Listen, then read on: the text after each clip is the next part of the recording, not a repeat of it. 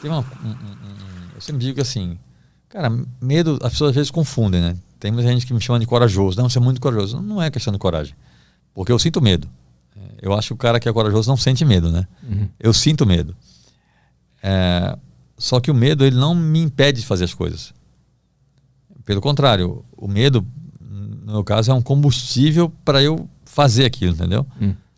Eu faço, muito antes de ir para a Síria, eu comecei a saltar de bungee jumping. Que é, cara, é o inferno na terra aquele negócio, velho. É pavoroso, cara. É pavoroso.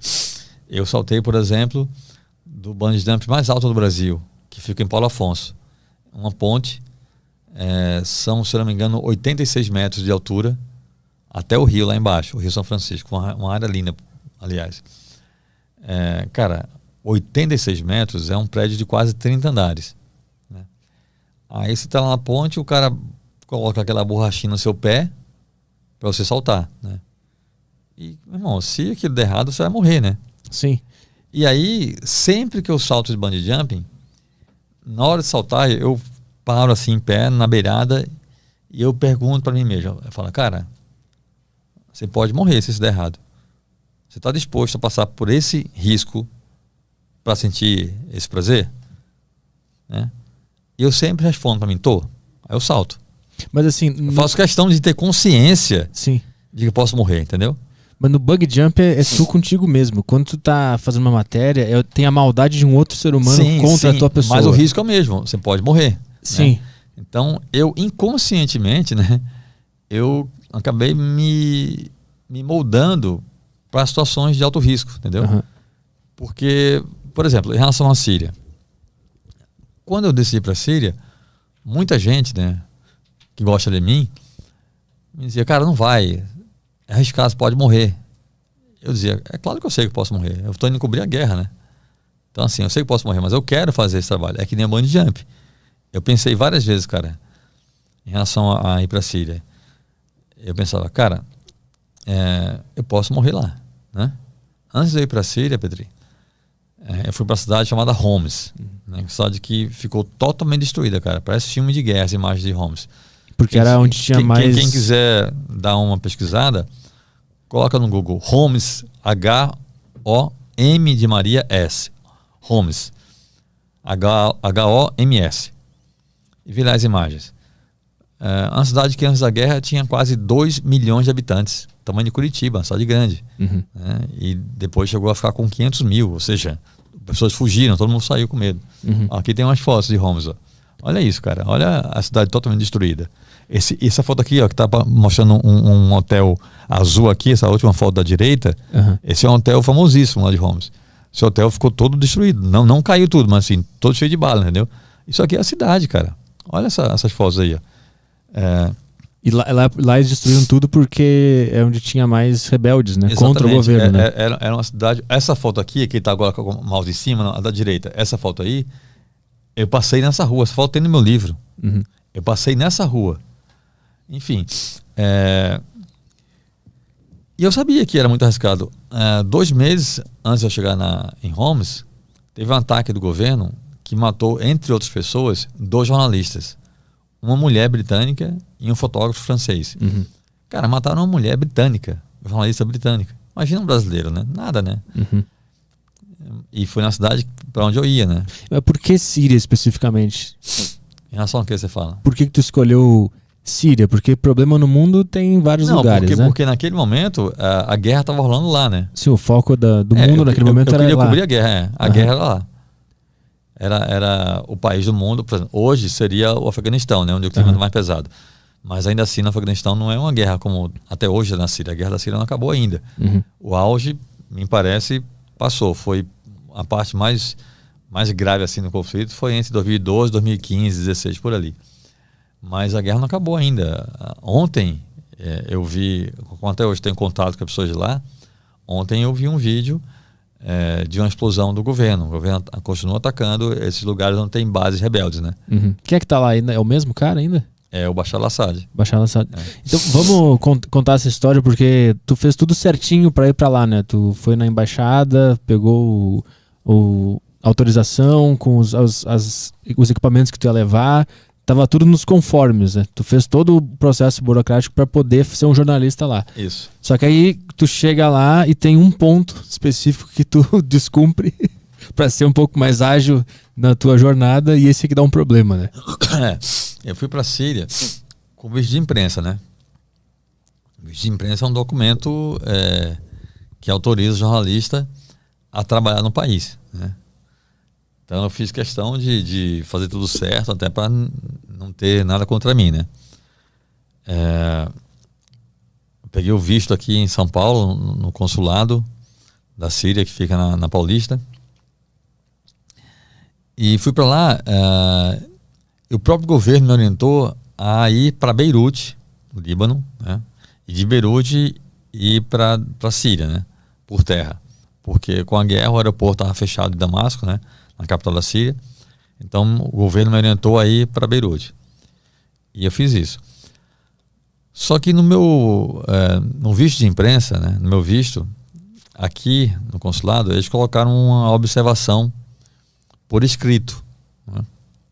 Em português e em árabe, dizendo que eu deveria me apresentar ao Ministério da Informação assim que chegasse a Damasco.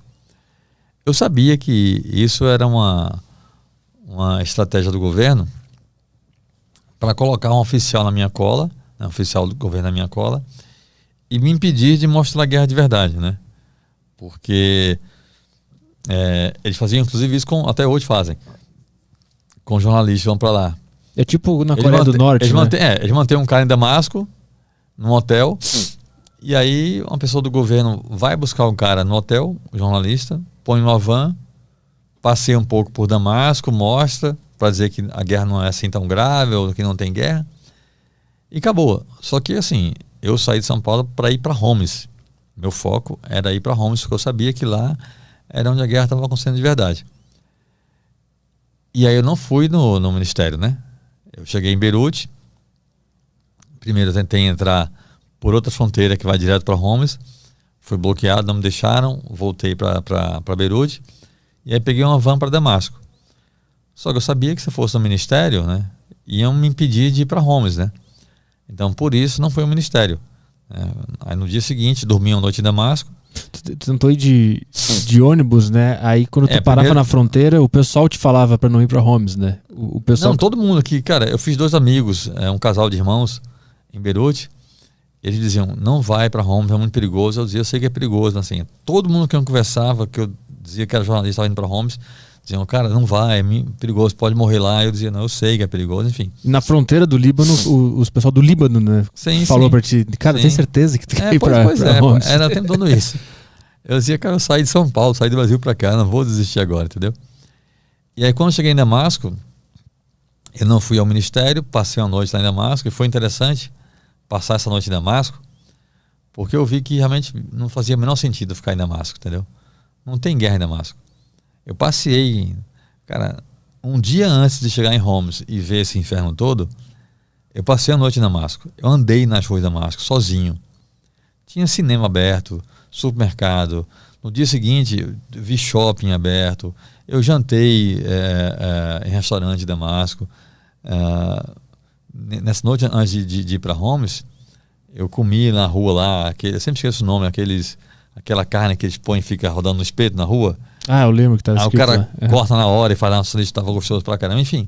Só teve uma rua, né, que tu entrou, que estava escura. Que era uma rua que tinha prédios públicos. E aí a rua, por ter prédios públicos, pode ser alvo das forças rebeldes. Aí essas ruas estavam bloqueadas e com soldados armados. Mas o resto da cidade, cara, tudo tranquilo. Mas nessa rua é interessante que tu entra lá e com a câmera e tu tenta tirar umas fotos e fazer uns vídeos, né? Eu fui até fazer foto para ver o que acontecia, né? Quando eu peguei a foto, né? Aí o cara chegou perto de mim falando árabe, um soldado armado. Aí eu falei para ele que não falava árabe. E aí ele falou que não podia fazer foto. Aí eu liguei a câmera no modo vídeo. Isso. E fiquei com a câmera na mão, aí filmando, sem eles verem, né? E fiz um vídeo dessa rua lá. E aí não fui no ministério, dormi a noite no hotel em Damasco. No dia seguinte, peguei um ônibus na rodoviária normal e fui para Homs. E aí quando cheguei lá, cara, enfim, o mundo se acabando, tiro, bomba, a cidade já não estava assim como a gente viu aqui nessas fotos, mas já estava com asfalto, grande parte detonado, várias casas e prédios e lojas com marca de tiro, explosão. Mas na rodoviária estava tudo bem ainda, meio que estava tudo meio vazio, assim, não tinha nada acontecendo, né? Que é um péssimo sinal, né? Porque era um sábado e o normal é que aquela rodoviária estivesse cheia, né? Cidade grande e estava quase vazia. Só tinha uns taxistas, né? Tinha poucos taxistas, exatamente. Que aí tem a história que tu tem que convencer um deles a te levar pra cidade mesmo, centro, né? Aí, no caminho para lá, a gente vendo barreiras militares, né? Várias barreiras paravam e aí pediam passaporte, eu mostrava, quando os caras viam que eu era jornalista, que estava com visto, tudo legalizado, liberavam, até que numa barreira militar não liberaram, pegaram passaporte, me colocaram, eu estava num táxi, né? Me levaram até um ponto, me tiraram do carro, o carro foi embora e eu fiquei no chão, cercado por militares sírios, os caras apontando arma na minha cabeça, gritando comigo em árabe. Foi bem punk, cara. Antes de entrar tu tinha que ir até o hospital, né?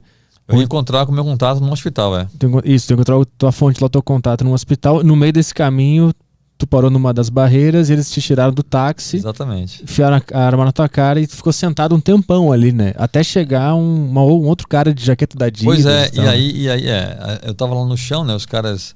Rolou uma coisa muito louca nesse momento, porque ficavam 7, 8 caras apontando armas na minha cabeça e gritando comigo em árabe, né?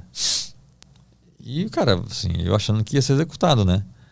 E aí os caras faziam isso, paravam, aí saíam, ficavam só 3 ou 4 de olho em mim, aí daqui a pouco voltavam os outros e continuava aquela coisa, não, aquela tortura psicológica de novo, né? Os caras apontavam a arma na minha cabeça.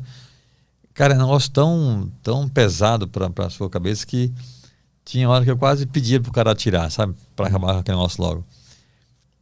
E aí teve uma hora que um deles falou assim para mim: Brasília. Aí eu falei: isso, eu sou brasileiro.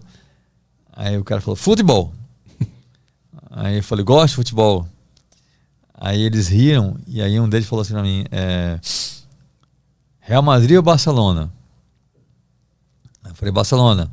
E aí os caras riam, meio que provocando um ao outro, tipo, ele gosta do meu time. Sim.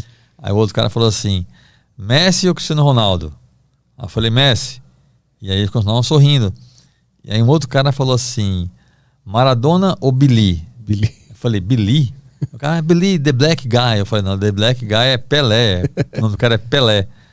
E aí eles riam. Né? Agora, o curioso é que essa conversa de futebol tão amena rolou com os caras apontando arma pra mim, entendeu? Sim. Ninguém parou de colocar arma na minha cabeça para falar de futebol, não. Era conversando com os fuzis na minha cabeça, assim. Mas é engraçado que por trás daquilo tem um ser humano ali que quer interagir sempre tem, e ser da paz, sempre né? tem, cara. Sempre tem. Ninguém é só perverso, entendeu? Sempre tem um ponto ali de mandar. Até porque, cara, e lá na Síria eu vi claramente isso. Não tem só vilão nem inocente na história. Os dois lados têm os erros, entendeu? Tanto o governo quanto os rebeldes, né? Os dois lados têm seus erros e seus acertos. E foi isso que me levou a querer ir para a Síria. Eu sempre falei que eu queria mostrar o lado humano da guerra. Porque, para vergonha da imprensa brasileira, até hoje eu sou o único jornalista do Brasil de um veículo grande que foi para a Síria cobrir a guerra. Né? Isso é ridículo, cara. A gente tem imprensa grande, forte, e as pessoas não vão, cara, cobrir a guerra de verdade. Teve jornalistas que foram do Brasil e ficaram em Damasco. Não era, assim. Você ficar em Damasco é como imagina que está rolando uma guerra em Campinas. Imagina que o Brasil entra em guerra, Campinas é o foco. Tá lá, o governo federal, o exército bombardeando Campinas. Aí o cara sai de Nova York para cobrir a guerra e fica aqui em São Paulo. Não cobriu a guerra, né? Sim. É isso, entendeu? É isso. Inclusive foi proposto para ti, né? Quando tu chega lá em Damasco, algum amigo teu fala: fica aí em Damasco, faz a matéria daqui mesmo. Exatamente. E não vai para lá. Exatamente. Mas nesse momento que te tiraram do táxi e ficaram conversando de futebol contigo, o que estava acontecendo? Tava esperando o que ser resolvido? Eu não sabia, ninguém me dizia nada, cara. Isso era uma coisa que foi muito angustiante, porque ninguém me disse nada. O tempo todo, nunca fui informado do que iam fazer comigo, do que estavam fazendo. Não sabia de nada. E o doido é que, assim, cara, o ser humano, ele se habitua a qualquer situação, cara. Por exemplo, eu morei no Rio de Janeiro um tempo, né? Fui lá dirigir uma revista. no final de 2008 para 2009. E no Rio, cara, tem dia que o túnel fica fechado pelo tráfico. O tráfico fecha o túnel, acabou. Nossa redação ficava no centro. Várias vezes à noite a gente ouvia tiros no morro. E a parte do dia a dia. Pessoas se acostumam a isso. Vira rotina. E aí lá na Síria, eu, nesse momento, né, eu no chão, lá na calçada, os caras perto de mim, né, com a arma na minha cabeça, conversando sobre futebol. E a gente ouvindo tiros, bombas pela cidade, cara. Você tá aqui conversando, né, povo... E tá tudo normal. Mas nesse início... Os caras nem susto tinham mais, entendeu? Mas tu tava... Não, claro, né? Eu ouvi os tiros e eu ficava, cara... Tu tava assustado. Tá muito mais perto do que a gente imagina, né? Sim. Você via claramente. É que tu ficou quantas horas nessa situação? Cara, eu acho que foram, não sei, acho que umas 2 horas talvez, né? Da hora que me pegaram, me tiraram do carro, né? Na rua, na hora que pegaram um táxi, até me levarem para outro prédio, acho que umas 2, 3 horas, não tenho certeza. E aí, arrumaram um sargento que falava inglês, né? Foi um cara muito gente boa, e assim, um cara genial, que ajudou bastante. E a coisa estava assim, caminhando, a gente conversando, tudo se esclarecendo. O Yassin, inclusive, me falou como eu chegaria ao hospital para onde eu ia, né? Dava para ir a pé, eu já estava até sabendo o caminho que eu ia fazer, né? Quando chegou um carro civil, né? Saíram 3 caras, sem identificação, sem uniforme, sem nada. Isso é muito preocupante. Porque, cara, nessa situação, carro civil e sujeito sem uniforme é milícia, né? E aí, esses 3 caras me colocaram dentro do carro, né? E a coisa ficou mais tensa para mim, porque um dos soldados, né, que tinha sido legal comigo, o cara falou, I'm sorry, my friend. Quando te pegaram. Quando me pegaram. Aí eu falei, pô, então agora ferrou, né? E aí me colocaram... Tinha um cara dirigindo e outros 3 caras, né? Esse carro. Um dos caras pegou a minha mochila e foi com ela no colo do banco da frente. Eu fui no banco de trás com 2 caras do meu lado, né? E os 2 com a arma apontada para mim. E esse carro saiu, né, por dentro da cidade de Homs. E eu vendo a cidade toda destruída, toda aquela cena, né, pavorosa. Garotos muito jovens com camisas de clubes da Europa, do Arsenal, do Real Madrid, do Barcelona, do Liverpool, do Milan, os meninos correndo pela rua com armas na mão, com fuzis, dando tiros para o céu e gritando Allahu Akbar, Allahu Akbar, quer dizer Deus é grande em árabe, né? E eu sabia que aqueles garotos eram rebeldes, né? E o carro passando no meio da rua, e eu vendo tudo isso, e eu pensei, cara, esse cara vai me matar, né? Porque sabem que eu sou jornalista, eu tô aqui no meio da guerra, estão me deixando ver tudo isso, né? É porque vão me matar, né? Porque se não quisessem que eu visse, podiam colocar uma coisa na minha cara, cobrir minha cabeça. Mas não, se estão me deixando ver tudo isso, é porque vão me matar. E aí comecei a trabalhar na minha cabeça com essa ideia de que eu estava sendo levado para ser executado, né?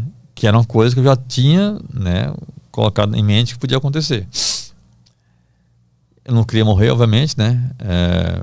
Mas estava achando que era isso que ia acontecer. Tu conseguia aceitar essa ideia ou era desesperador? Cara, foi doido, porque ao mesmo tempo que eu não queria morrer, estava com medo de morrer, eu sabia que podia acontecer, entendeu? Então eu não me sentia muito no direito de apavorar, entendeu? Porque estava no pacote, entendeu? Sim. Digamos tu assinou assim. Esse plano quando tu foi pra lá. Tava no pacote. O Caio Fábio veio aqui nesses dias, né? E eu fiquei muito em mente com uma parte do Salmo 23 que fala: ainda que eu ande pelo vale da sombra da morte, não temerei mal algum, porque tu estás comigo. Eu fiquei pensando nesse verso o tempo todo na minha cabeça, nesse caminho. Qual é a sensação de saber que tá prestes a morrer? Eu quero entender mais. Então, como é que é isso? Vamos chegar lá, Vai melhorar a situação ainda. Aí esse carro me levou num prédio público, né? Eu sei que era público, porque era um prédio muito grande, com um monte de fotos do Bashar al-Assad, do presidente, né? E aí Esse cara que estava no banco da frente, com minha mochila, ele saiu do carro com um fuzil, colocou na minha nuca e ele ia me conduzindo, né? Me empurrando para frente, para a direita, para a esquerda, para onde eu deveria ir. Ele não falava inglês. E aí a gente chegou num ponto em que tinha uma escada só para descer. Era um corredor assim estreito, um pouco mais largo do que meus ombros. E aí eu fui descendo e o cara com a arma na minha cabeça, né? E quanto mais eu descia, mais escuro ficava, né? E eu vi o que no fim da escada me pareceu ser uma parede. Aí eu falei, negócio sem saída, né? Escuro, o cara vai me matar aqui, né? Aí eu fechei os olhos, baixei a cabeça, comecei a descer os degraus bem lentamente, né? Tateando degrau por degrau com os pés. Fiz uma oração, entreguei a alma a Deus e esperei o tiro, né? E desse jeito que eu falei, né? Com os olhos fechados, cabeça baixa, eu descendo bem lentamente, fui descendo. E de repente eu senti uma pancada na minha cabeça e eu ouvi um barulho. Pá! E aí, cara, quando eu conto isso, eu dou muita palestra sobre essa história toda. Quando eu conto isso, as pessoas riem hoje em dia, mas na hora não foi engraçado. Quando eu senti a pancada na minha cabeça e eu ouvi o barulho, eu tive certeza que era o tiro na minha cabeça, né? E aí eu fiquei tranquilo, eu fiquei aliviado, pensei, putz, acabou, né? Que bom que foi rápido, né? E eu fiquei parado, os olhos fechados, achando que estava morto. E aí eu senti alguém me empurrando. E eu achei aquilo muito estranho, porque eu pensei, cara, acabei de morrer, tem alguém já empurrando aqui, né? Jesus, O que é que tá acontecendo, né? Mas não abri o olho, né? E aí me empurraram de novo, aí eu abri o olho já chateado, já ia brigar com o anjo, né? Que tá empurrando por quê? Aí quando eu abri o olho, eu vi que não era uma parede no fim da escada. Era uma porta de ferro, daquelas de correr assim, entendeu? Aí quando o cara abriu, ali dentro tinha uma delegacia improvisada. A pancada que eu senti na cabeça e o barulho que eu ouvi era a minha cabeça batendo na porta de ferro, entendeu? Sim. Bateu, eu senti a pancada e eu ouvi o pá, né? E a tua pergunta, cara, foi muito, eu digo que foi muito bom sentir aquilo, sabe, cara? Primeiro aquela certeza de que eu ia morrer, porque foi bem diferente de outras situações que eu tive de ameaça, porque ameaça é um risco, né? Eu tenho moto, já passei acidente de moto que você pensa, putz, vou morrer, sabe? Mas não é você pensar, sabe? Você ter certeza absoluta, entendeu? Uhum. E foi bom sentir aquilo, cara, porque eu fiquei muito tranquilo, sabe? Eu senti que estava preparado, que tava bem, tava tranquilo, não devia nada a ninguém, sabe? As pessoas que eu amo sabiam que eu as amo, não tinha ninguém que eu sentisse que eu tinha de ter perdoado, não perdoei, sabe assim? Eu tava muito tranquilo, sabe? Isso foi muito bom sentir, velho. Foi mesmo, assim, eu me senti, se fosse aquela hora, eu até pensei assim, cara, eu sabia que isso podia acontecer, eu pelo menos vou morrer onde eu queria estar, fazendo o que eu queria estar fazendo, sabe? Cobrindo uma guerra que era o meu sonho. Eu sabia que isso podia acontecer. Então, assim, eu pensei isso. Vou morrer onde eu queria estar, fazendo o que eu queria estar fazendo. E eu li a matéria depois, de muito tempo, daquela mulher que eu falei, a britânica, que morreu em Homs, né? Uhum. 2 meses antes de ir pra lá. Mary Colvin, chama ela. E eu vi a matéria depois sobre o caso dela, a mãe dela dizendo, estou muito triste, obviamente, mas o que me consola é saber que minha filha morreu fazendo o que ela amava. Então, assim, eu sentia isso, sabe assim, cara, estou em paz com Deus, com as pessoas que eu gosto, vim aqui fazer meu trabalho que eu queria fazer, se for para morrer assim, tá tudo bem, entendeu? Uhum. Então é um sentimento de paz quando eu senti. Tu tá perto da morte. No meu caso, sim. Tem gente que se desespera, né? Uhum. Eu fiquei muito tranquilo, cara, de verdade. Mas aí tu entra nesse lugar e aí tem um cara magrinho lá. O cara que parecia ser o chefe deles, né? Parecia ser o delegado lá. E o cara começou a... Eu fui fichado, né? Que pouco depois, né? Alguns dias depois, o que eu achei muito humilhante acabou sendo uma coisa boa, né? Mais pra frente. Fui fichado, pegaram minhas digitais de todos os dedos. Eu fiz aquela fotinha com um número, entendeu? De frente, perfil. E era tão humilhante que até o número era tosco, cara. Era um papelão com o negócio escrito, né? Que eles escreveram lá na hora. E aí depois esse cara que parecia ser o delegado, não lembro se foi depois ou foi antes disso, de ser fichado, não lembro, realmente não lembro. Mas esse cara começou a me entrevistar em árabe e tinha um cara que traduzia, né? Por inglês, eu respondia em inglês e assim ia. E o tal do delegado, eu acho que é delegado, escrevendo num papel. E aí depois me deu esse papel para eu assinar. E era um papel timbrado da polícia síria, escrito em árabe, no meio de uma guerra. E o cara mandou eu assinar, como se fosse meu depoimento. Aí eu falei, cara, não vou assinar isso, está em árabe, eu não falo árabe. E o tal do chefinho lá, gritando comigo, mandando assinar, eu falei que não ia assinar. E aí 2 caras me seguraram, eu estava sentado numa cadeira, 2 caras me seguraram. No mundo árabe, os homens fumam muito, os caras fumam o tempo todo. O delegado estava fumando, né, esse cara. Ele tirou o cigarro da boca, aceso, e veio com o cigarro pro meu olho assim, gritando comigo. E o tradutor dizendo que ele ia queimar meu olho se eu não assinasse. Eu falei que não ia assinar. E ele chegou bem perto assim, eu falei que não ia assinar, ele desviou o cigarro e queimou na minha cara, apagou na minha cara o cigarro. No livro tem a foto do meu rosto com a cicatriz ainda da queimadura. E aí esse cara acendeu outro cigarro e veio de novo com um cigarro no meu olho. E eu falando que não ia assinar, não ia assinar. E aí, cara, ele chegou tão perto que eu senti o calor na minha retina. Aí eu pensei, cara, esse cara vai realmente me cegar, né? Eu falei, tá bom, eu assino. E aí ele me deu o papel e eu fiz uma loucura, porque eu não assinei. Eu só escrevi meu nome. Em letra de forma, né? Eu inventei lá uma assinatura maluca lá. Mas não era minha assinatura real. E foi loucura aquilo, porque naquele momento ele tinha confiscado minhas coisas já, né? A máquina fotográfica, o celular. Eu tinha levado uma máquina filmadora da redação para poder fazer vídeos lá também. E também tinha confiscado o passaporte. Se ele fosse comparar a minha assinatura do passaporte com o que eu fiz, ele ia ver que não era real, entendeu? Mas ele não fez isso, infelizmente ele não fez isso. Aí eu passei a noite nesse lugar, algemado. Junto com um cara, né? E tem uma coisa interessante. Tinha um policial me olhando, né? A noite toda. Uma coisa que eu achei interessante no livro, sempre que tu tá numa situação de perigo, assim, tu tenta conhecer a história do cara que tá te causando perigo. Então, talvez isso, Petri, seja uma coisa, não é consciente, mas talvez seja algum mecanismo de autodefesa, né? Eu tirar o foco da minha agonia e tentar, assim, conhecer a história do outro, sabe? Porque isso desvia minha atenção, né? Eu vou ocupar a mente, eu vou trabalhar. Eu não faço isso para tentar conquistar o cara, né? Fazer o cara depender de mim, não. Eu faço, é um interesse genuíno da minha parte. Mas naquela situação, o normal seria que eu estivesse preocupado comigo, né? Ou em pânico, apavorado, não. Aí talvez seja isso, seja algum mecanismo de autodefesa que eu crie inconscientemente para desviar o foco da minha tragédia pessoal, entendeu?